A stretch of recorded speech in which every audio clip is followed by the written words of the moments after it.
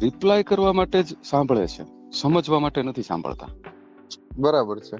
ઇંગ્લિશમાં એક કહેવત છે, હમ બરોબર, માણસો સમજવા માટે નથી સાંભળતા, એ રિપ્લાય કરવા માટે સાંભળે છે. મતલબ કે શું જ્યારે કેવું તમને કોઈ આને? કઈ કહેવામાં આવે છે હમ એ સમયે તમે સમજવાની પ્રક્રિયામાં નથી હોતા. એકચ્યુઅલી સમજવું છે ને, understanding, that is a process. Right. બરોબર.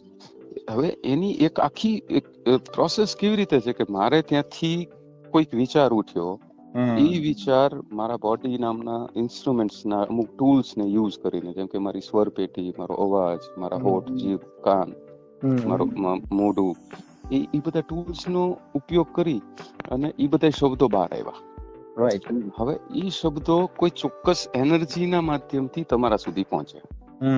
અત્યારે ધારો કે આપણે આ ટેલિકોમ્યુનિકેશનની એક એનર્જી છે, બરોબર, એનાથી આપણે બેને વાત થાય છે.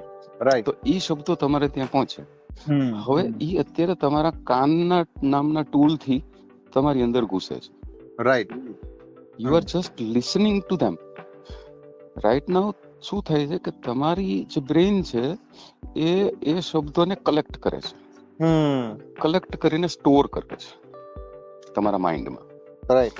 એમાં જેટલા તમારા માટે જાણીતા શબ્દો છે, આપણે બે એક સિમિલર લેંગ્વેજ બોલીએ છીએ, તો તમે લગભગ ઓલમોસ્ટ આ લેંગ્વેજના બધા શબ્દોને સમજો છો. સમજો છો. રાઈટ. રાઈટ. તો તમે જે શબ્દો સમજો છો ને એ તમારા માટે રૂટીન થઈ ગયા છે. તો આવ ભાઈ, રાખી દો, આવા દો કરીને તમે બધું અત્યારે એક સાથે ભેગું કરો, એકઠું કરો. હું કાંઈક એવો યુનિક શબ્દ બોલીશ ને, ત્યાં તમારું માઇન્ડ સ્ટ્રાઇક કરશે કે ભાઈ આ કઈક અજાણ્યું એવું. રાઈટ. એને અલગથી તારવશે. કે પછી એના ઉપર હું તમને ઇન્સ્ટન્ટ પૂછીશ અથવા તો થોડા સમય પછી પૂછીશ કે નીલભાઈ આ શું હતું એમ. આમાં નો ખબર પડી અથવા તો આ પ્રોસેસની વચ્ચે તમે જસ્ટ લિસનિંગ નું કામ કરો છો. You are not able to understand this kind of thing at all.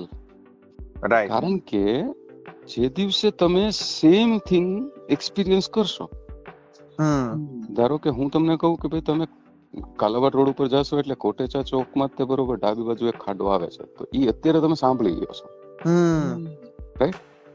જ્યારે ત્યાંથી નીકળશો, તમે પ્રેક્ટિકલી એક્સપિરિયન્સ કરશો એ ખાડાને, ત્યારે ઈ જે એક્સપિરિયન્સ બનશે ને, એ વખતે તમારા માઇન્ડમાં સ્ટોર થયેલી મારી વાત બહાર આવશે. 100%. ઈ મેચ કરશે અને ત્યારે તમારું સમજવાની પ્રોસેસ પૂરી થશે. જ્યાં સુધી તમે એક્સપિરિયન્સ નથી કરતા, સેલ્ફ એક્સપિરિયન્સ નથી કરતા, ત્યાં સુધી આ અન્ડરસ્ટેન્ડિંગની પ્રોસેસ કન્ટિન્યુઅસ હોય. ત્યાં સુધી ટૂંકમાં કોઈની કહેલી વાત આપણને સમજાય નહીં જ્યાં સુધી આપણે એને જાતે નોટ ઓન્લી કહેલી, નોટ ઓન્લી સાંભળેલી, પણ તમે રીડ કર્યું હોય, તમે જોયેલું હોય, કે તમે સાંભળેલું હોય, કે ટેસ્ટ કરેલું હોય, તમે સ્મેલ કરેલું હોય, તમારા સેન્સીસના જેટલા પણ યુટિલાઇઝેશન છે, એ દરેક વસ્તુથી તમારી અંદર એક ડેટા કન્ટિન્યુઅસલી ઇનપુટ થાય છે. બરાબર છે.